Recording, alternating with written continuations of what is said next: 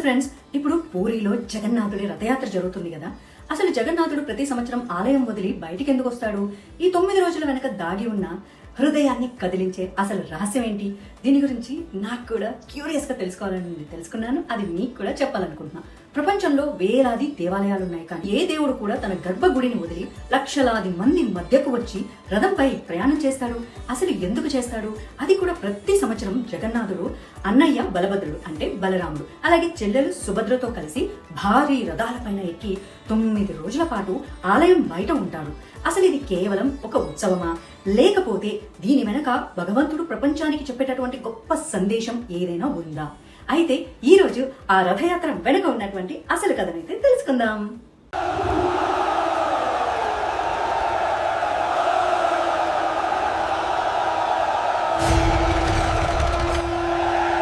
అది మనందరికీ తెలుసు, ఒడిస్సాలోని పూరి పట్టణం ప్రపంచ ప్రసిద్ధి చెందిన జగన్నాథ క్షేత్రం. ఇక్కడ జగన్నాథుడు, అన్నయ్య బలరాముడు, చెల్లెలు సుభద్ర ముగ్గురు కలిసి కొలువై ఉన్నటువంటి గర్భగుడి. సంవత్సరం అంతా కూడా లక్షలాది మంది భక్తులు గర్భగుడిలో ఉన్న వాళ్ళని దర్శనం చేసుకుంటారు. కానీ ఒక్క రోజు మాత్రం జగన్నాథుడే తన భక్తుల దగ్గరికి వస్తాడన్నమాట. అసలు దీని వెనక కథ ఏంటి? పురాణ సాంప్రదాయం ప్రకారం అయితే ఒకసారి సుభద్రాదేవి తన పుట్టింటికి అంటే గుండీచాదేవి ఆలయానికి వెళ్లాలని కోరుకుంటుందట. అయితే అన్నయ్య బలభద్రుడు అలాగే జగన్నాథుడు మేం కూడా వస్తాము అని చెప్పారంట. అందుకే ముగ్గురు కలిసి రథాల పైన బయలుదేరి గుండీచా ఆలయానికి బయలుదేరతారనమాట. ఆ ప్రయాణమే ఈ రోజు మనందరం చూస్తున్నటువంటి జగన్నాథ రథయాత్ర.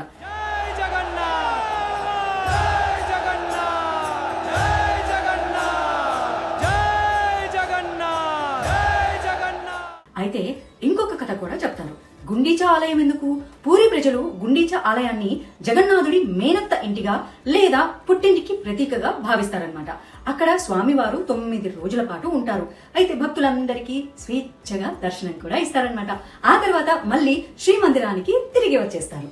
ఇందులో నిజంగా చెప్పాలనుకున్న సందేశం ఏంటి? ఈ 9 రోజుల యాత్ర మనకు ఒక గొప్ప సందేశాన్ని చెప్తుంది. దేవుడు భక్తులకి మాత్రమే. ఆలయానికి రావాలని దేవుడు ఎప్పుడు కోరుకోడు కదా. కొన్నిసార్లు దేవుడే భక్తుల దగ్గరికి వచ్చేస్తాడనమాట. ఇప్పుడు వృద్ధులు ఉంటారు, అనారోగ్యం వాళ్ళు ఉంటారు, పేదలు ఉంటారు, ఆలయానికి రాలేని పరిస్థితి వాళ్ళు ఉంటారు. అందరూ కూడా రథయాత్రలో స్వామి వారిని దర్శనం చేసుకోవచ్చు. అందుకే ఆ జగన్నాథుడిని ప్రజల దేవుడు అని కూడా అంటారు. జై జగన్నాథ్, జై జగన్నాథ్, జై జగన్నాథ్. అయితే మరి రథాలని ఎందుకు లాగుతారు అంటే, రథాన్ని రాజులు లాగరు, పూజారులు మాత్రమే లాగరు. సామాన్య ప్రజలు, అందులో ధనికులు ఉంటారు, పేదలు ఉంటారు, మామూలు వాళ్ళు ఉంటారు, అందరూ తాడును పట్టుకుంటారు. ఎందుకంటే ఆ జగన్నాథుడి ముందు అందరూ సమానమే కాబట్టి. పైగా ఆ తాడు అనేది కేవలం రథాన్ని లాగటమే కాదు, అది తాడు కాదు, భక్తిని, మనుషుల యొక్క హృదయాలని దేవుడితో కలిపే బంధం.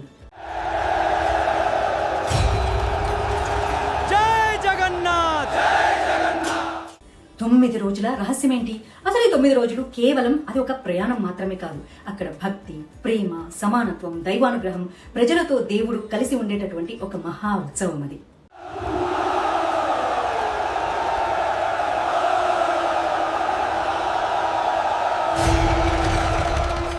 ఒక్కసారి మీ అందరూ ఆలోచించండి. ఒక చక్రవర్తి తన రాజమందిరాన్ని వదిలి ప్రజల ఇళ్లకు వస్తే ఎంత ఆనందంగా ఉంటుంది కదా. మరి అలాంటప్పుడు సర్వ లోకాలకు అధిపతి అయిన ఆ జగన్నాథుడు తన సింహాసనాన్ని దిగి భక్తుల మధ్యకు వస్తాడు. అందుకే ఈ యాత్రను కోట్లాది మంది భక్తులు కేవలం పండుగలానే కాదు, దేవుడు మన దగ్గరికి వచ్చిన రోజుగా భావిస్తారు. ఖచ్చితంగా ఈ కథను చరిత్రగా కాకుండా పూరిలో భక్తులు చెప్పుకునే ఒక ప్రసిద్ధ గాథ అని చెప్పుకుంటే మనకు కూడా బాగుంటుంది. అయితే అసలు విషయం ఏంటంటే, ఈ రథయాత్ర వెనక దాగి ఉన్నటువంటి ఒక అద్భుతమైన కథ. అసలు జగన్నాథుడు ఆలయం ఎందుకు వదిలి వస్తాడు? దీనికి ఇంకో కథ కూడా చెప్తారు. ప్రపంచంలో లక్షలాది దేవాలయాలు ఉన్నాయి, ఇవన్నీ మనకు తెలుసు. కానీ ఏ దేవుడు కూడా ఆలయం వదిలి బయటికి రాడు కదా, అది కూడా గర్భగుడి వదిలి. అయితే దీనికి సంబంధించి పూరిలో ఉన్నటువంటి భక్తులు తరతరాలుగా చెప్పుకుంటున్న ఒక అద్భుతమైన కథ ఉంటుంది. అది నేను మీకు చెప్తాను. సో ఈ కథ ఏంటంటే, అది పూరి నగరము, జగన్నాథుడి క్షేత్రము, భక్తి విశ్వాసాలకు అది ప్రతీక అయినటువంటిది. సో మన పురాణాల ప్రకారం అయితే మహాభక్తుడు ఇంద్రద్యుమ్న మహారాజు ఎన్నో సంవత్సరాలు తపస్సు చేసి జగన్నాథ స్వామి ఆలయాన్ని నిర్మించాడు. ఫైనల్ గా ఆలయం పూర్తయింది, ప్రతిష్ఠ కూడా జరిగిపోయింది. అయితే దేశం నలుమూలల నుంచి భక్తులు రావటం కూడా ప్రారంభించారు. అయితే దానికి ఒక రోజు రాజు జగన్నాథ స్వామి ముందు నిలబడి ఒక ఆశ్చర్యకరమైనటువంటి నమ్మలేనటువంటి కోరిక కోరాడట. అయితే ఆ రాజు కోరిక ఏంటనుకుంటున్నావు? ప్రభు, ఈ ఆలయం నేను కట్టించానని నా పేరు చరిత్రలో ఉండటం నాకైతే అవసరం లేదు, కానీ భవిష్యత్తులో నా పిల్లలు, నా మనవళ్ళు ఈ ఆలయం మాది అనే గర్వం అయితే ఉండకూడదు. సామాన్య భక్తులను నీ దర్శనానికి అడ్డుకోకూడదు. ఈ ఆలయం రాజులది కాదు, నీది, అలాగే నీ భక్తులది అని చెప్పి ప్రార్థించాడట. అంటే ఆ రాజు పిల్లలే వద్దనుకున్నాడు. ఆ మాటలు విన్న జగన్నాథుడు ముసిముసిగా నవ్వుకున్నాడట. అంతేకాదు, జగన్నాథుడు ఆ రాజుకు వరమిచ్చాడట. రాజా, నీ కోరిక స్వార్థం కోసం కాదు, నా భక్తుల కోసం, అందుకే తదాస్తు అని వరమిచ్చేశాడట.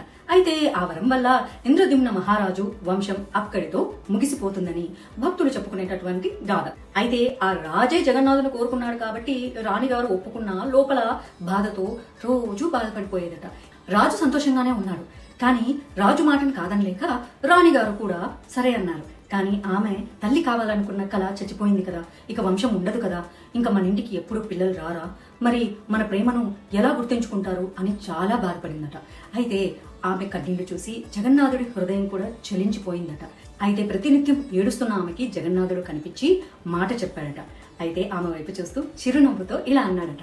అమ్మా, ఏడవకు, నీ వంశం లేకపోయినా సరే నీ ప్రేమను నేను ఎప్పటికీ మర్చిపోను. ప్రతి సంవత్సరము నేనే నీ ఇంటికి వస్తాను. ఒక్కరోజు కాదమ్మా, 2 రోజులు కూడా కాదు, 9 రోజుల పాటు నీ దగ్గరే ఉంటాను. ప్రపంచం అంతా కూడా నేను నీ దగ్గరికి వస్తున్నది చూస్తారు. నాతో పాటు నా అన్నను, చెల్లిని కూడా తీసుకొస్తానని మాటిచ్చాడట. అప్పటి నుంచి ప్రతి సంవత్సరం జగన్నాథుడు భక్తురాలికిచ్చిన మాట తీర్చడం కోసం మాటని మర్చిపోకుండా భారీ రథాల మీద అన్నతో చెల్లెలతో కలిసి బయలుదేరి వెళ్తున్నాడనమాట. ఈ 9 రోజుల పాటు అక్కడే ఉండి గుండీచాదేవి గుడి దగ్గర శ్రీమందిరానికి ఇక తిరిగి వస్తాడు. ఇంతకీ ఆ ఇంద్రద్యుమ్న భార్య పేరే ఈ గుండీచాదేవి అన్నమాట. ఆమె యొక్క ఔన్నత్యానికి, గొప్పతనానికి గుడి కూడా కట్టారు. ఇది కేవలం ఒక రథయాత్ర కాదు, ఇది కేవలం ఒక ఉత్సవం కాదు, ఒక రాజు నిస్వార్థ భక్తికి, ఒక రాణి కన్నీళ్లకి, భగవంతుడు ఇచ్చిన మాటకి ప్రతీకగా భగవంతుడే స్వయంగా గుండీచాదేవి దగ్గరికి వెళ్లి 9 రోజుల పాటు ఆ తల్లి యొక్క ప్రేమని, అనురాగాన్ని పొంది మళ్ళీ తిరిగి వస్తాడనమాట. చరిత్ర ఏం చెప్పినా సరే ఈ గాథ భక్తుల హృదయాల్లో జగన్నాథుడిపై ఉన్న ప్రేమను ఇప్పటికీ సజీవంగా ఉంచుతుంది. అయితే కొంతమంది ఏమో గుండీచాదేవి రాజు భార్య కాబట్టి అని చెప్తారు, మరికొందరేమో సుభద్రాదేవి పుట్టిల్లు అని చెప్తారు. దీనివల్లే కన్ఫ్యూజన్ అయితే వస్తుంది. ఆఫ్ కోర్స్ నాకు కూడా వచ్చింది, తర్వాత తెలుసుకున్నాను అనమాట.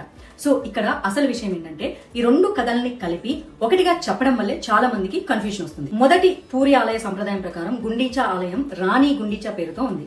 రథయాత్రలో జగన్నాథుడు అక్కడికే వెళ్తాడు. ఇక 2వ సంప్రదాయం ప్రకారంలో వైష్ణవ భక్తి సంప్రదాయం అన్నమాట. అక్కడ భక్తులు గుండీచా ఆలయానికి, బృందావనానికి లేదా శ్రీకృష్ణుడు బంధువుల ఇంటికి ప్రతీకగా భావిస్తారు. కొన్ని సంప్రదాయాల్లో సుభద్ర పుట్టింటికి వెళ్తుంది అని చెప్తారు, కానీ చారిత్రకంగా సుభద్ర నిజంగా అక్కడ పుట్టిందని చెప్పే ఆధారం లేదు. నిజానికి అసలు సుభద్రమ్మ ఎక్కడ పుట్టింది? మహాభారతంలో భాగవత పురాణం ప్రకారము సుభద్ర వసుదేవుడు దేవకీల కుమార్తె. ఆమె ద్వారకా యాదవ్ వంశానికి చెందిన రాజకుమార్తె. ఆమె పూరిలో పుట్టిందని ఏ ప్రధాన పురాణం చెప్పదు. అందువల్ల గుండీచా ఆలయం సుభద్ర పుట్టిల్లు అనేది చారిత్రక వాస్తవం కాదు, అది కొన్ని ప్రాంతాల్లో ప్రచారంలో ఉన్న భక్తి కథ మాత్రమే. సో ఫైనల్ గా దీన్ని సమరైజ్ చేసి చెప్పాలి అంటే కొందరు దీన్ని గుండీచాదేవి ఆలయానికి స్వామివారి వార్షిక సందర్శనగా చెప్తారు, మరి కొందరు సుభద్రాదేవి పుట్టింటి సందర్శనకు ప్రతీకగా వివరిస్తారు. అలాగే గౌడీయ వైష్ణవ సంప్రదాయం దీన్ని శ్రీకృష్ణుడు బృందావనానికి తిరిగి వెళ్లే దివ్య ప్రేమకు ప్రతీకగా భావిస్తారు. సో అదన్నమాట. ఇలా రకరకాలుగా అక్కడ ఉన్నటువంటి జానపద కథల్లాగా చెబుతూ ఉంటారు. కానీ ఈ రాజు రాణి కథలనేవి తరతరాలుగా పూరిలో చెప్పుకుంటున్నటువంటి అందమైనటువంటి కథ.